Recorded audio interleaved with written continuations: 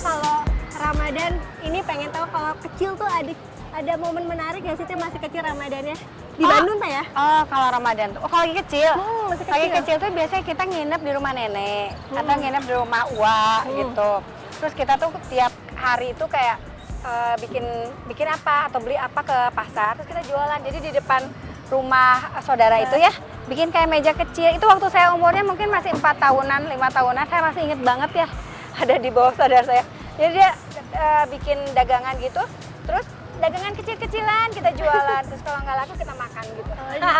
Jadi gelar gitu sambil dagang, tapi kalau nggak laku sambil makan. Jadi itu pasti teringat ya Teh ya? Teringat banget. Terus kalau sama sekarang sama momen keluarga yang paling diingat adalah sahur ya. Kalau sahur itu kayak momen banget karena kalau di hari-hari biasa tuh kita jarang banget sahur. Jadi kadang-kadang kan kalau biasanya kan suka Senin Kemis itu biasanya minum aja sih, paling sama korma gitu. Kayak gitu. Tapi kalau sama pada waktu Ramadan gini kan beda. Apa yang paling dikangenin Teh? Kalau dulu kan lengkap ya Teh, punten ada Kangen susah ngebangunin Aeril. Oh, Itu kalau ngebangunin saya harus berulang-ulang terus balik lagi gitu. sekarang jadi masih kangen ya Teh kalau Masih ngeliat di kangen, rumah. iya. Jadi buat ibu-ibu ya sebetulnya sama bapak-bapak juga sih. Momen dengan anak-anak itu dinikmati aja deh. Dengan segala kelucuannya yang kadang-kadang kita sebut nakal gitu. Jadi yang paling dikangenin tuh kumpul sama keluarganya Teh ya. Kalau menu nih Teh, kalau ada saat sahur dan juga buka nih, pasti ada menu favorit anak-anak nih dulu atau Ramadan, pada saat Ramadan apa Teh keluarga? Dari dulu sampai sekarang menu favorit gorengan. Sama berarti. Walaupun itu Itu banget. Jadi kalau Kang Emil tuh harus ada 2. wajib apa tuh? Wajib ada. Ini untuk buka ya.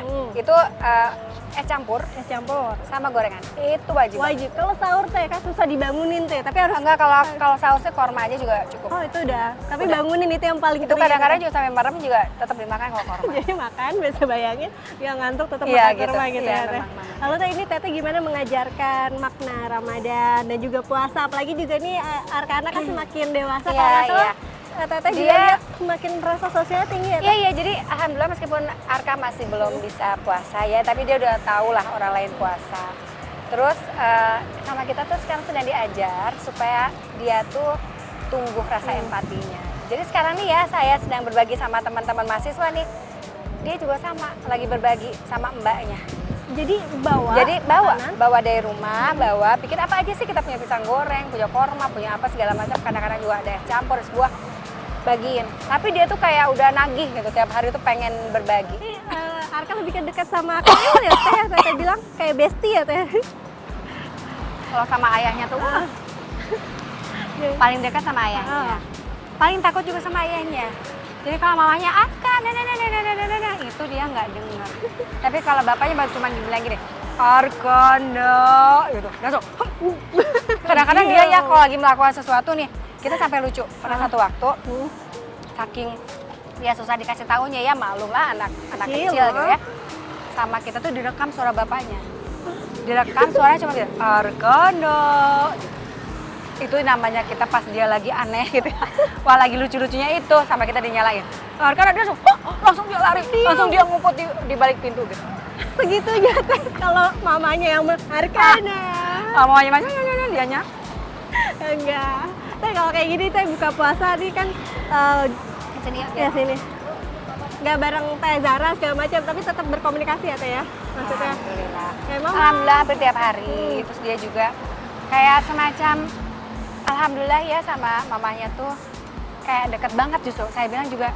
Jadi dari dulu sama sekarang itu kelihatan banget bedanya. Jadi karena dia tinggal tidak berdekatan dengan ibunya, sekarang justru kita tuh kayak bestie gitu. Dia kayak kemarin mama lagi ngapain? Ma aku mau cerita dia, panjang banget. Padahal dia tuh kan aslinya introvert ya, diem. Iya. Sekarang tuh dia rame banget, dia bisa ngeluarin semua perasaannya. Dia juga bisa ngeluarin keinginannya. Aku ya merasa bersyukur ya, dalam arti bahwa mungkin proses ini harus kita lalui gitu ya. Meskipun jauh sama Teteh Zara, tapi ya alhamdulillah gitu. Justru hati yang dekat sih. Hatinya pokoknya jarak tidak memisahkan ya. Jarak Teh. tidak boleh memisahkan. Tapi kalau untuk almarhum Teteh masih sering maksudnya datang walaupun bukan maksudnya munggahan atau apa emang sering Iya, suka random aja sih, nggak pernah secara khusus, tapi kita sering karena kadang-kadang mama juga ada di sana kan. Jadi kita sering di sana. Kangen ya Teh ya sama A kalau momen gini. Banget. A tuh kalau Ramadan ini pasti kan lebih rame Teh ya dibanding Teh Zara ya maksudnya. Oh, ngomongnya maksudnya. Oh iya, di AR itu lebih terbuka, dia lebih senang bercandain orang gitu, jahil-jahil gitu. Kadang-kadang juga teman berantem ibunya. Serius ya? Karena Ya, tapi juga mesra. Iya berantem mesra lah ya. Iya, maksudnya berantem bercanda gitu. Oh, jadi Karena kadang-kadang kan kayak gitu, dia tuh suka bercandain mama katanya. Oh, ini masa sih cuma S1? Akhirnya aku, kalau dia nyindir jadi S2. Dia nyindir jadi S3, itu gara-gara dia tuh. Jadi Teteh S3 itu gara-gara sindiran AA. Bener. Dia kalau nggak nyindir mungkin aku juga enggak. Nah di sini kita akan melihat ya, ini kan daerah Ini Jalan daerah. Soekarno.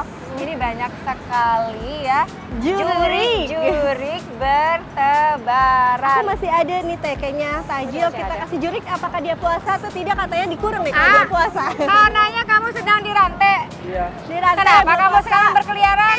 Aku mah hantu hijrah. Gimana tuh? Aku mah hantu syariah. Jadi guys, makasih. Makasih kakak. Buat nanti. Nggak ini, aku mah Buat nggak nanti. dirantai. Satu momen saya inget banget karena ini pada berdiri nih. Ibu-ibu kan biasa foto-foto nih kalau habis acara. Terus saya kan deket sama Kang Emil aja sebelah Kang Emil kan. Terus orang tuh ada sampai narik loh. Bu gantian dong, kenapa sih katanya. Kata Kang Emil, ini isi aku katanya gitu.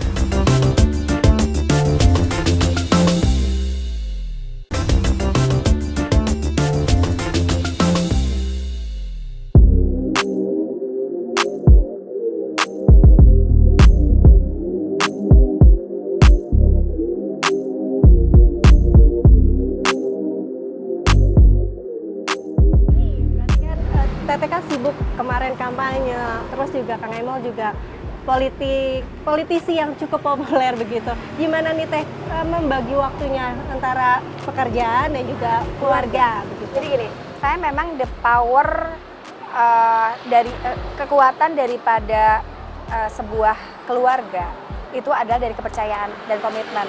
Jadi saya membangun itu dulu dari Kang Emil. Makanya apapun yang menjadi keputusan saya selalu diskusikan.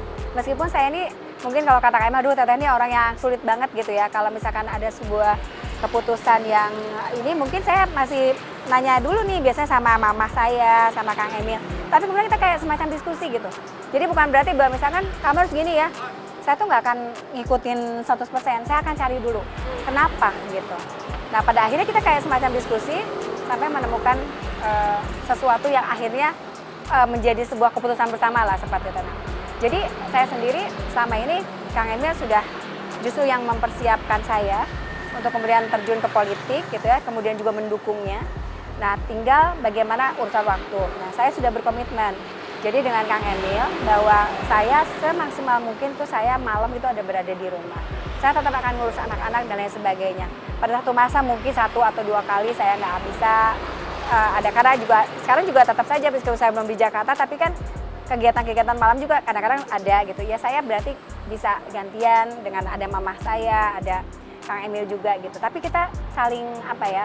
Kita saling berkomunikasi sehingga semuanya alhamdulillah sampai sekarang lancar. Kalau Teh ini anak-anak kan juga Teh Zara kan juga udah istilahnya udah dewasa begitu. Iya, Ini makanya tanggapannya gimana nih Teh? Wah, Dia cuma Mama. gini, dia cuma mama, aku nggak menyangka, I'm so proud of you, dia bilang gitu. Loh, aku bilang, dia kan dulu gini, saya mengalami berbagai proses tahapan kehidupan ya, termasuk penolakan dari anak-anak ketika ayahnya menjadi wali kota, gubernur. Zara juga sama ini kakak beradik itu sama AR dengan Zara tuh gitu. Jadi mereka tuh sebetulnya tidak nyaman ketika ayah dan ibunya menjadi pusat perhatian gitu. Itulah kenapa mereka tuh jarang banget kelihatan bersama-sama dengan kami untuk kegiatan-kegiatan kenegaraan gitu. Nah, tapi kemudian berjalan dengan waktu, mereka khususnya Zara karena sekarang tinggal Zara, dia sudah bisa menerima kondisi ayah ibunya. Dia justru dia mengatakan kepada saya, Mama, pokoknya Zara akan support Mama gitu. Hanya mungkin Zara nggak bisa mendampingi Mama gitu, tapi intinya bahwa Zara ini adalah anak Mama dan Papa yang merupakan gabungan dari kalian berdua ya gitu. Jadi pokoknya Zara minta Mama dan Papa baik-baik aja. Zara juga izin untuk kemudian mencapai cita-citanya dengan sesuai dengan impiannya gitu aja sih. Teh ini penasaran, Teteh kan sibukannya banyak. Healingnya gimana nih Teh? Oh healingnya, saya ini gini, me time saya itu sebenarnya adalah beres-beres. Jadi saya itu kalau misalkan di rumah, terus dibiarkan saya punya waktu, itu saya pasti akan beres-beres di rumah. Saya mau beresin apa aja, mau dapur, mau kamar, mau apa aja, pokoknya saya tuh senang banget. Tapi bagi saya sebetulnya seperti itu ya. Atau misalkan saya jalan-jalan sama Arkana, sama Kang Emil, itu dari fresh lagi sebenarnya. Jadi nggak perlu jauh-jauh jalan bertiga, quality Kemana aja time sih sebenarnya, bukan masalah tujuan, tapi dengan siapa. Aduh, pergi tuh. Ini ya nyoblong-nyoblong langsung. Oke, Teh ini gimana Teh rasanya menjadi istri politisi populer, dalam arti kan Kang Emil kan banyak juga nih fans ibu-ibu, semua cewek-cewek. Banyak banget. Nah gimana seorang Teteh ini melihatnya? Oh, gini. Cemburu nggak, Teh? Gini, udah lewat. Udah lewat. Itu dulu bukan cemburu sih, lebih ke kesel ya. Jadi kalau dulu tuh kan kayak Kang Emil tuh mungkin lebih dikenal oleh masyarakat karena beliau kan itu wali kota ya. Dulu banget awal-awal jadi wali kota. Saya kan belum dikenal. Jadi orang-orang tuh kayak semacam, ini siapa sih kok deket-deket banget sama Kang Emil, gak gantian sih gitu. Di satu momen saya inget banget karena ini pada berdiri nih. Ibu-ibu kan biasa foto-foto nih kalau habis acara. Terus saya kan deket sama Kang Emil aja, sebelah Kang Emil kan. Terus orang tuh ada sampai narik loh. Bu gantian dong, kenapa sih katanya. Kata Kang Emil, ini isi aku katanya gitu.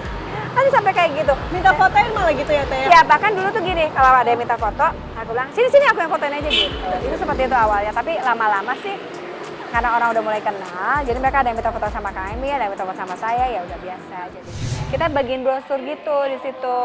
Nah, Kang Emil kan arsitek. Nah dia tuh datang ke pameran perumahan, itu untuk nawarin produk gitu. Dan apa yang terjadi, disitulah pandangan pertama terjadi. Aduh, Ketemu cinta deh. pada pandangan pertama. Yang cinta duluan siapa ini? Kang Emil dong kayaknya.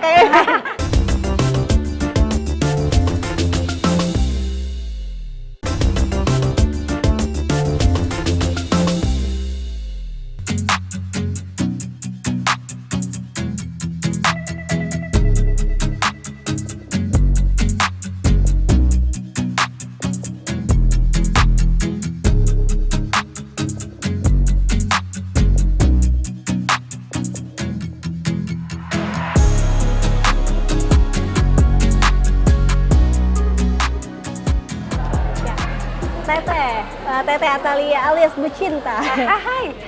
Gimana Teh pertama kali ketemu Kang Emil nih? Aduh. Ini kebetulan kita nih lagi duduk di sebuah kafe, ini di Jalan Braga.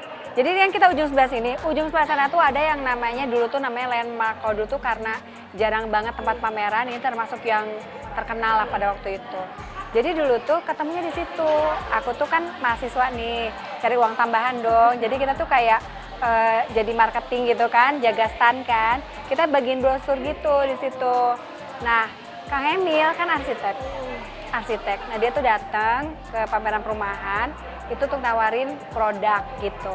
Dan apa yang terjadi, disitulah pandangan pertama terjadi. Aduh, Ketemu cinta deh. pada pandangan pertama. Yang cinta duluan siapa ini? Kang Emil dong kayaknya.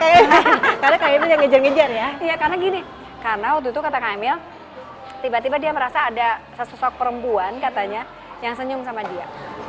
Padahal ya kan kita kan bagi brosur ya, masa kita senyum sama, masa kita cemberut nggak kan, kita pasti senyum sama semuanya.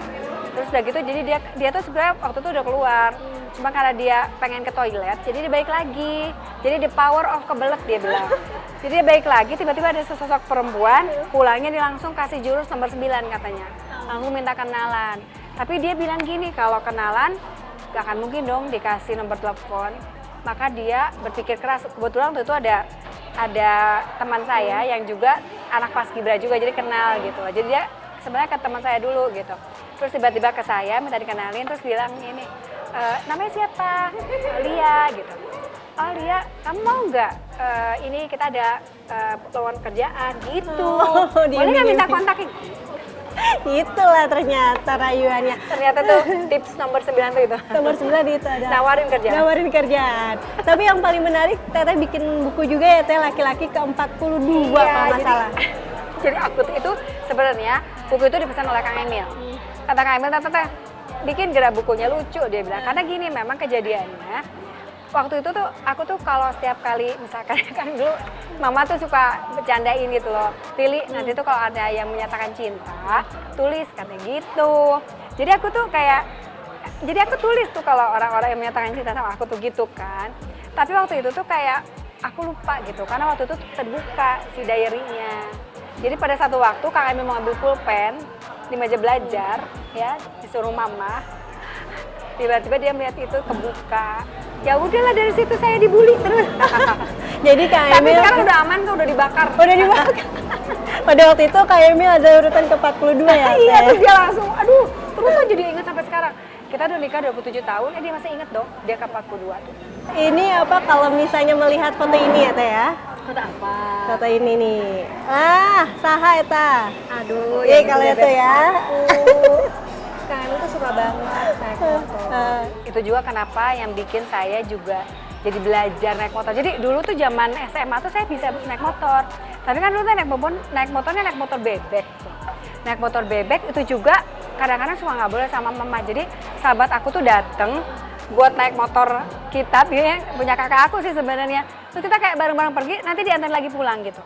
Jadi dulu tuh saking overprotective-nya mama ya, punya anak perempuan satu gitu.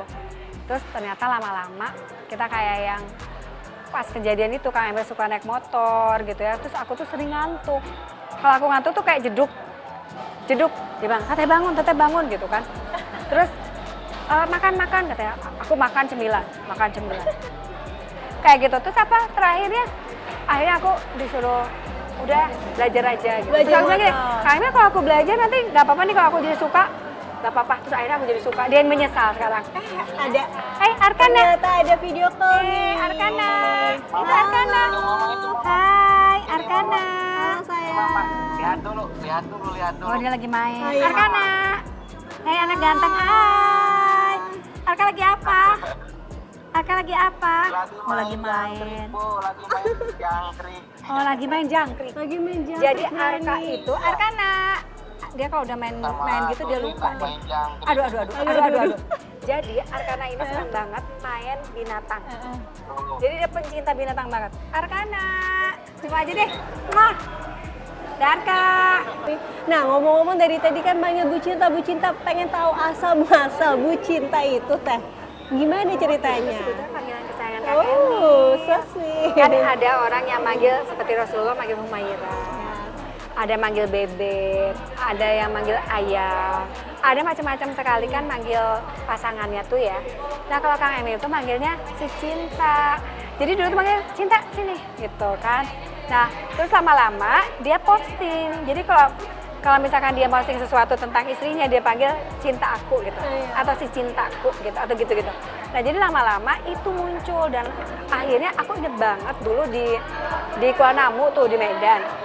Aku lagi jalan di Kuala Namu di airport, terus tiba-tiba ada ibu-ibu ngejar. Terus bilang, Bu Cinta gitu. Aku kan terus aja lempeng ya, nggak tahu. Terus bilang, Bu Cinta, aku tuh cuek. Terus dia akhirnya nyamperin.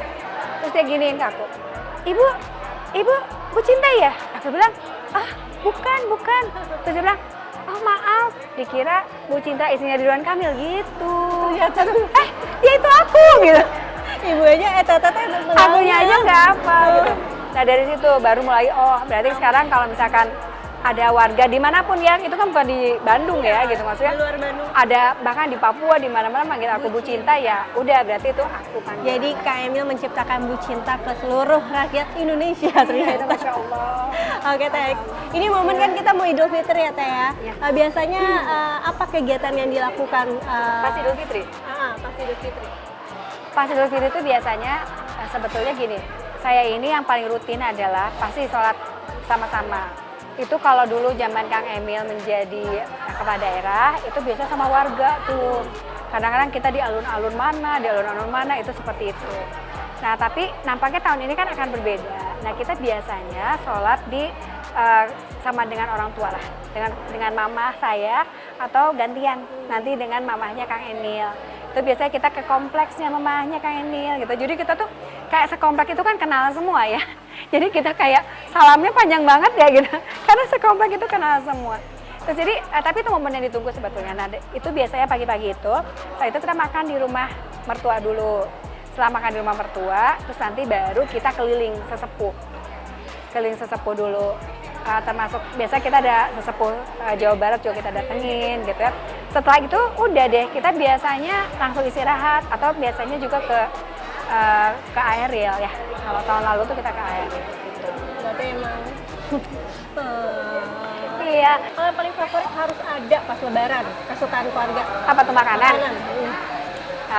Sudah jelas kalau ini sih sebetulnya kalau makanan yang harus ada itu ketupat. Pasti. Itu kalau kata mama saya itu syarat gitu ya. Nggak ada ketupat kayak nggak lebaran nih gitu. Tapi yang selanjutnya wajib adalah BASO. Bakso. Ternyata bakso tambah sambal ya saya udah bayangin. Aduh jadi pengen langsung makan ini aduh. Jadi itu kayak penetralisir santan, semua ya, santan. semua yang kan itu bersantan-santan gitu ya. Dan biasanya hampir setiap rumah kan itu sama.